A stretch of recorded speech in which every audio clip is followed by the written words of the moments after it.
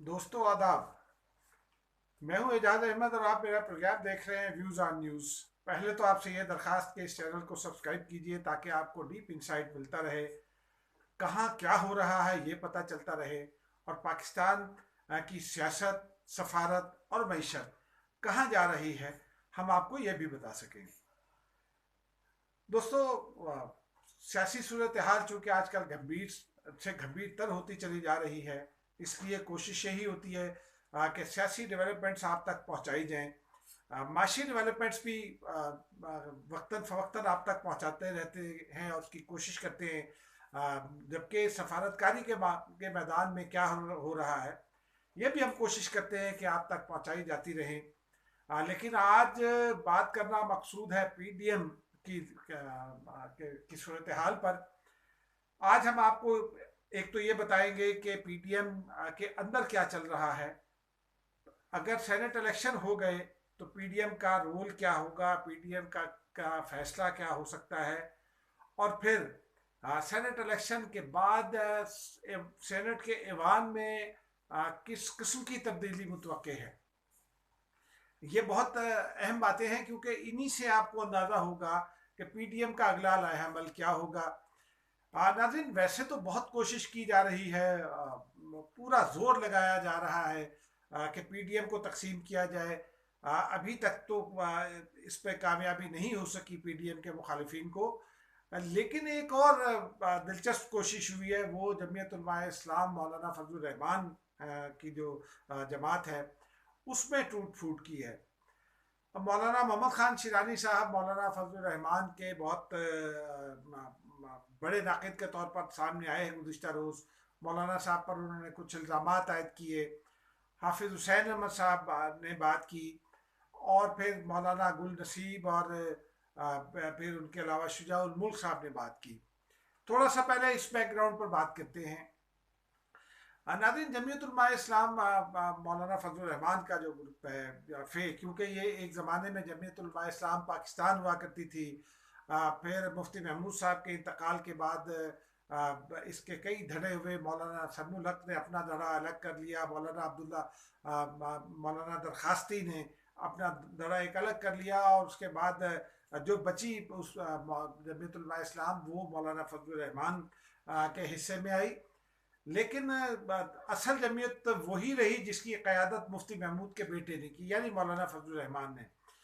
समीउल हक साहब के एक ख़ास तनाजुर में एक कुछ ख़ास ताल्लुकात थे जिनकी बिना पर वो पहले आईजीआई का हिस्सा बने, और उससे पहले चूँकि मौलाना फजल रहमान अपनी जमात को पीपल्स पार्टी के साथ ले जा चुके थे। मौलाना मुफ्ती महमूद इब्तदा में गए थे, लेकिन उसके बाद मौलाना फजल रहमान एमआरडी का हिस्सा बने, तो मौलाना समीउल हक साहब ने अपनी जमात को अलग कर लिया।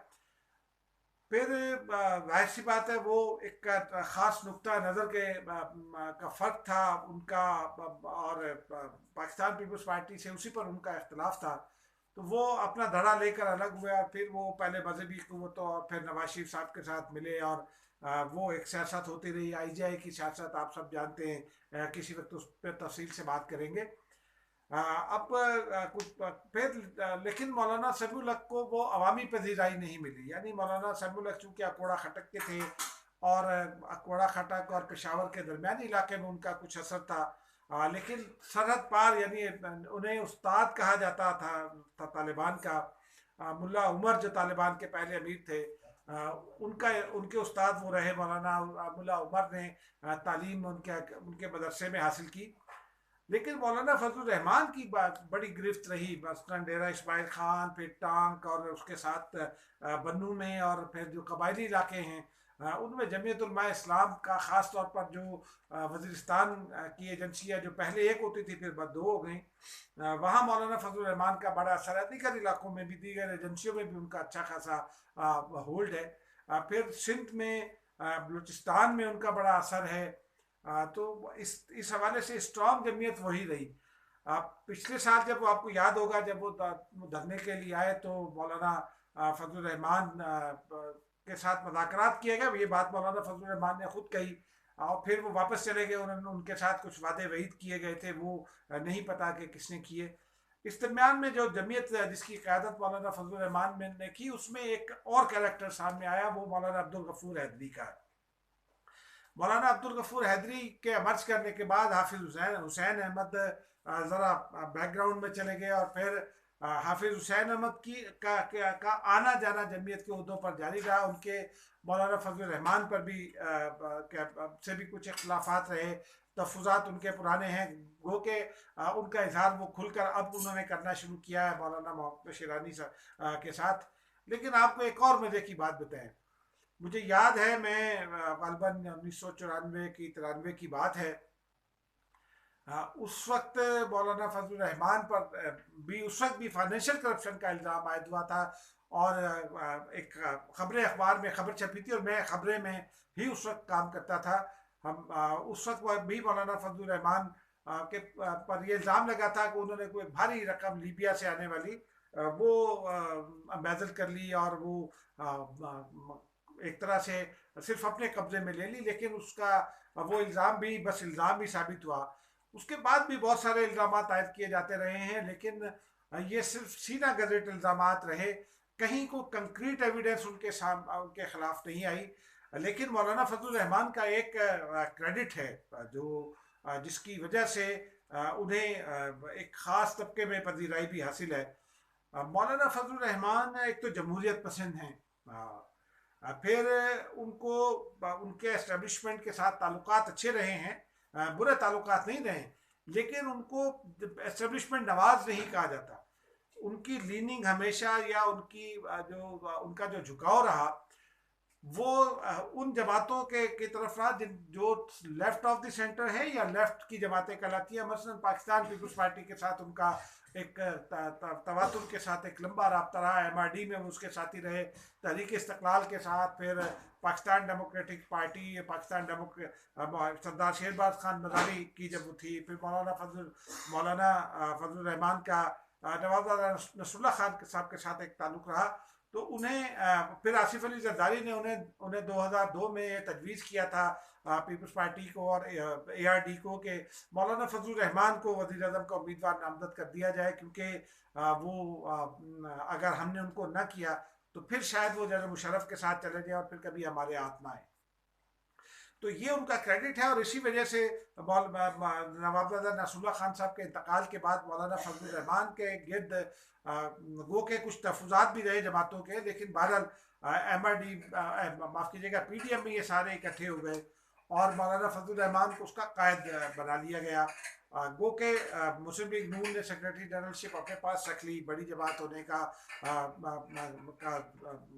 فائدہ اٹھاتے ہوئے۔ تو اب تک جو کوششیں اب تک جو سامنے آئی ہیں درار ڈالنے کی جے یو آئی فے میں، ابھی تک تو وہ کامیاب نہیں ہوئی، لیکن چونکہ اب الیکٹرانک میڈیا ہے، ان چیزوں کو ذرا ہائی لائٹ کیا جا رہا ہے، اور ہائی لائٹ ہونے کی بات بھی ہے۔ اگر الیکٹرانک میڈیا میں یہ ہو رہا ہے تو یہ کوئی انہونی بات نہیں ہے، کیونکہ کسی بھی جماعت پہ اگر کوئی انہونی چیز سامنے آتی ہے تو پھر وہ ہائی لائٹ ہوگی۔ لیکن اس میں ذرا جو جن لوگوں نے یہ اٹھائے ہیں سارے معاملات، ان کے بارے میں بھی تو ذرا کچھ جاننا ہم سب لوگوں کا حق ہے۔ مولانا گل نصیب بلوچستان اسمبلی میں تھے، اور ان کے بارے میں کیونکہ وہ ابھی تک قداور شخصیت نہیں بن سکے، ان کے حوالے سے ہم کچھ نہیں کہہ سکتے۔ حافظ حسین احمد مولانا فضل الرحمان کے قریب رہے ایک زمانے میں، پھر ان کے کچھ اختلافات ہو گئے، کچھ ذاتی نوعیت کے اختلافات تھے، لیکن اس میں کچھ تنظیمی نوعیت کے اختلافات تھے۔ اس میں زیادہ حصہ مولانا عبدالغفور حیدری جو دوسری بڑی مضبوط شخصیت سمجھے جاتے ہیں، وہ ان اختلافات کی ایک وجہ تھے۔ لیکن حافظ حسین احمد صاحب سے کئی دفعہ ہم نے اگلوانے کی کوشش کی، تو ان کا یہ کہنا تھا کہ بس اعجاز بھائی کچھ نہ کہیں، میں اپنی پارٹی میں رہنا چاہتا ہوں۔ اب اچانک حافظ صاحب کو کیا ہوا، یہ حافظ صاحب ملیں گے تو ان سے پوچھیں گے۔ تو جے یو آئی کا چیپٹر کلوز کرتے ہیں، کیونکہ جے یو آئی میں نہیں سمجھتا کہ ابھی کوئی ایسی سچویشن بنے گی کہ مولانا فضل الرحمان کے لیے کوئی بہت بڑی تھریٹ کھڑی ہو سکے۔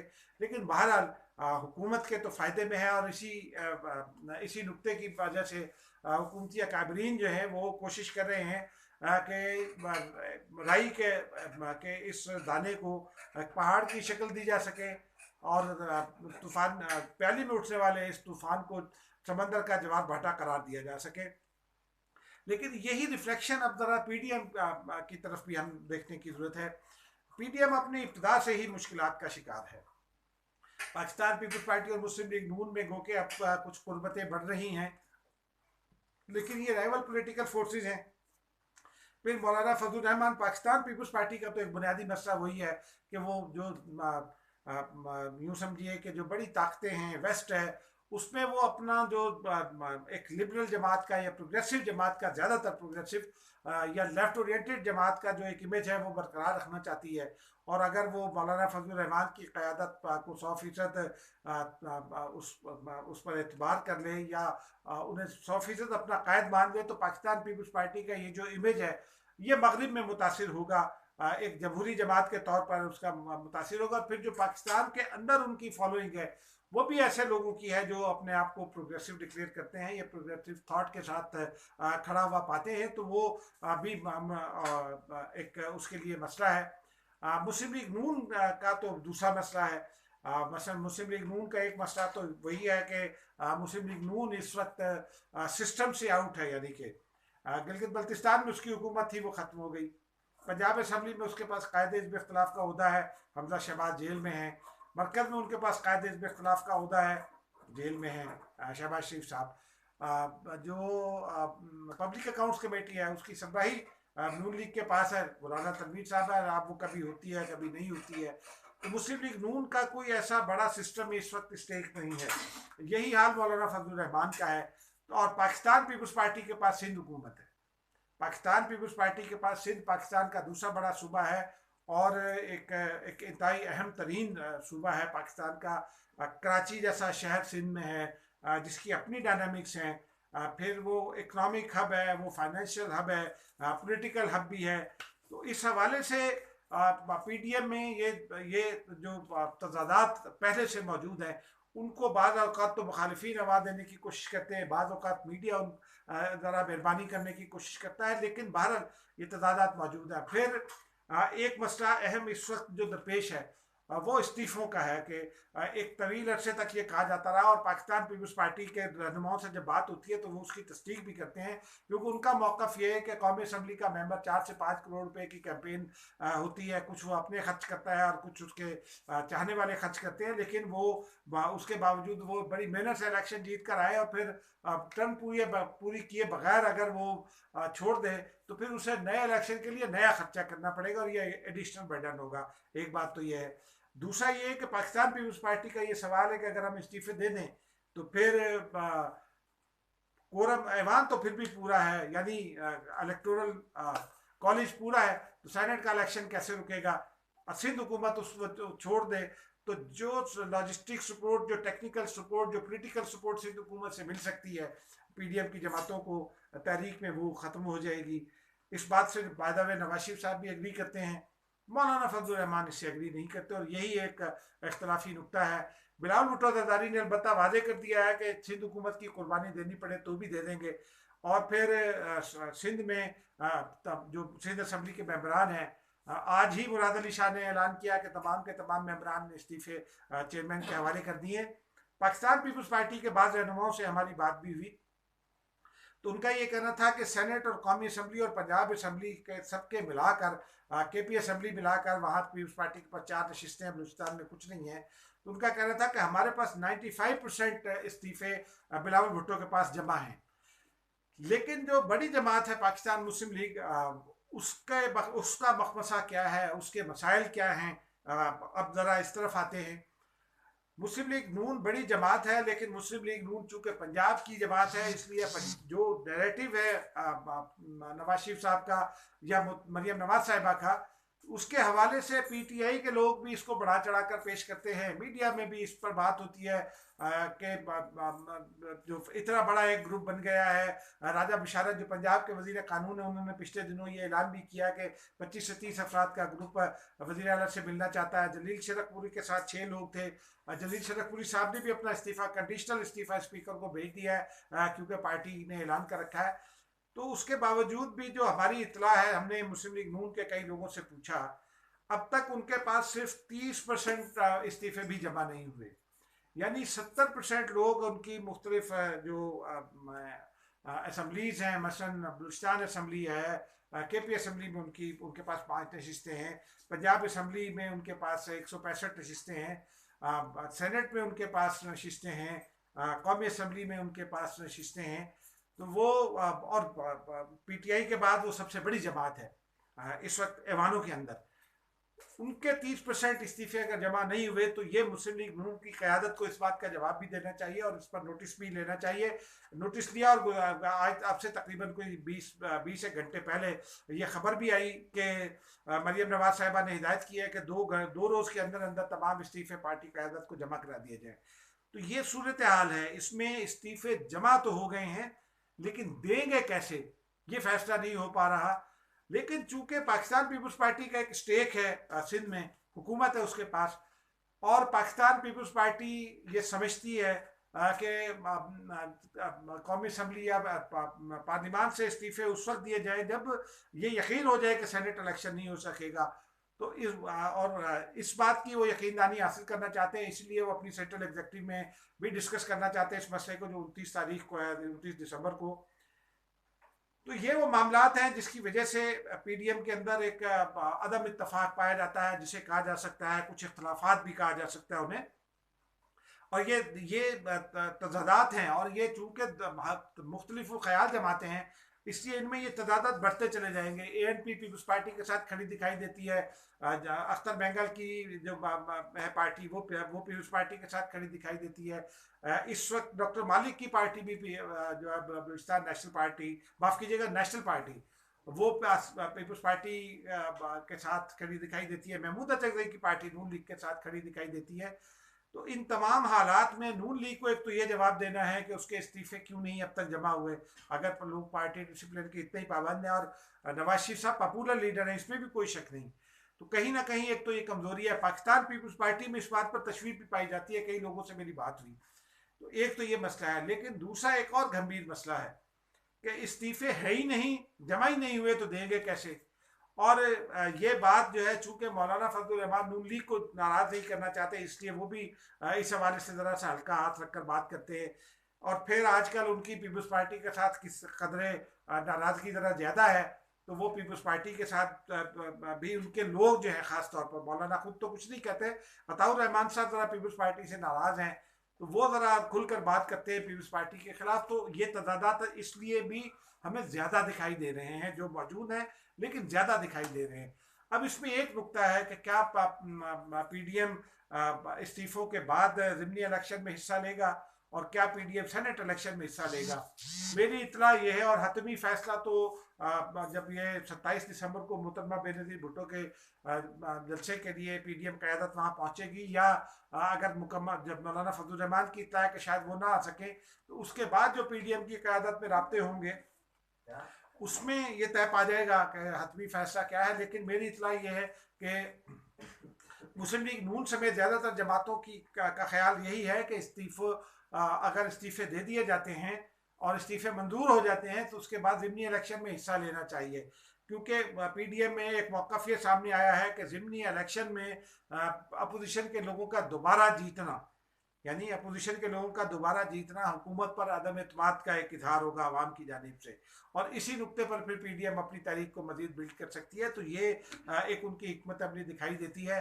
लेकिन एक खबर और है, खबर वो ये है नाजरीन के जो नून लीग का मसला है, नून लीग ये चाहती है कि पंजाब असम्बली और कौमी असम्बली के साथ साथ सेनेट में भी वो सबसे बड़ी जमात दिखाई दे।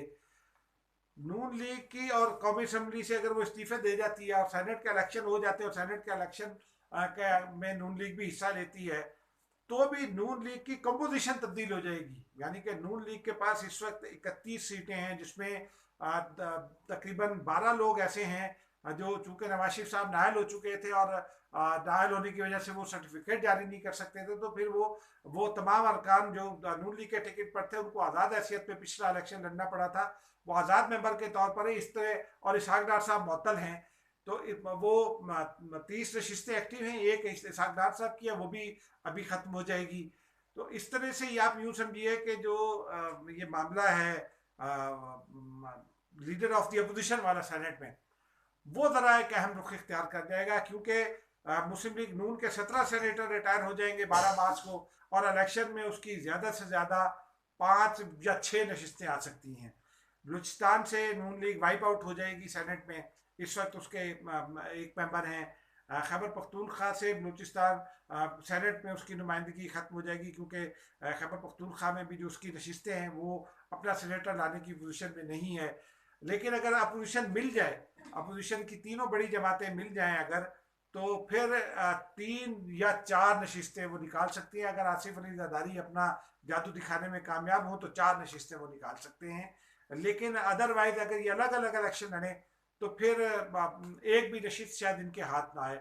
बहुत हुआ तो JUI अपनी एक नशिस्त वहाँ से सेनेट की निकाल सकती है, उसके अलावा कुछ नहीं हो सकता। पंजाब में जो उनके उम्मीदवार ख़त्म होंगे, वो 5 नशिस्तें मुस्लिम लीग नून जीतने की पोजीशन में है, और वो भी पीपल्स पार्टी के जो 7 वोट है उनको मिलाने के बाद, वरना शायद वो नशिस्तें 4 बने।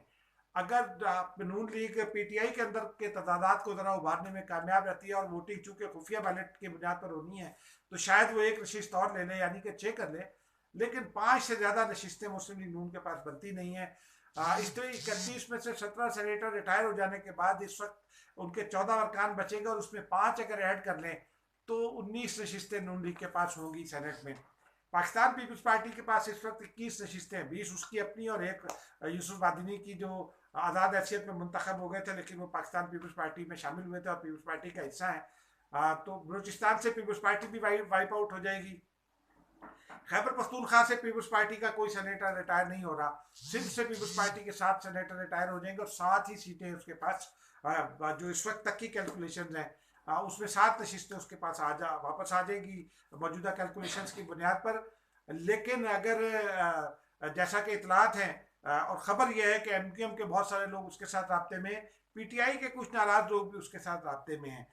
तो एक नशिस्त पीपल्स पार्टी अगर कोशिश करेगी और आसिफ जरदारी अपना जादू चलाए तो शायद एक नशिस्त पीपल्स पार्टी और निकाल ले, वरना वो 7 की 7 नशिस्तें उसके पास वापस आ जाएंगी। तो इस तरह से पीपल्स पार्टी की नशिस्तों की तादाद नून लीग से बढ़ जाएगी, यानी 20 या 21 हो जाएगी। और ये नशिस्तें नून लीग से बढ़ने के बाद पाकिस्तान पीपल्स पार्टी जो है लीडर ऑफ द अपोजिशन के उहदे की हकदार हो जाएगी, और जो अपोजिशन की अंडरस्टैंडिंग है उसमें वो हो जाती है। और मादी के एक प्रेसिडेंट्स भी है, आपको याद होगा मुशर्रफ के ज़माने में जब नज़र अब्बानी लीडर ऑफ द अपोजिशन थे सेनेट में, तो इसहाक डार साहब ने JUI के वोट अपने साथ मिलाकर चेयरमैन सेनेट को बताया था कि वो अक्सरियत की बुनियाद पर अपोजिशन लीडर बनने का हक रखते हैं। लेकिन स्पीकर की रूलिंग, चेयरमैन की रूलिंग ये थी कि अगर एक सिंगल पार्टी मौजूद है, सिंगल लार्जेस्ट पार्टी, तो लीडर ऑफ द अपोजिशन उसी से होगा।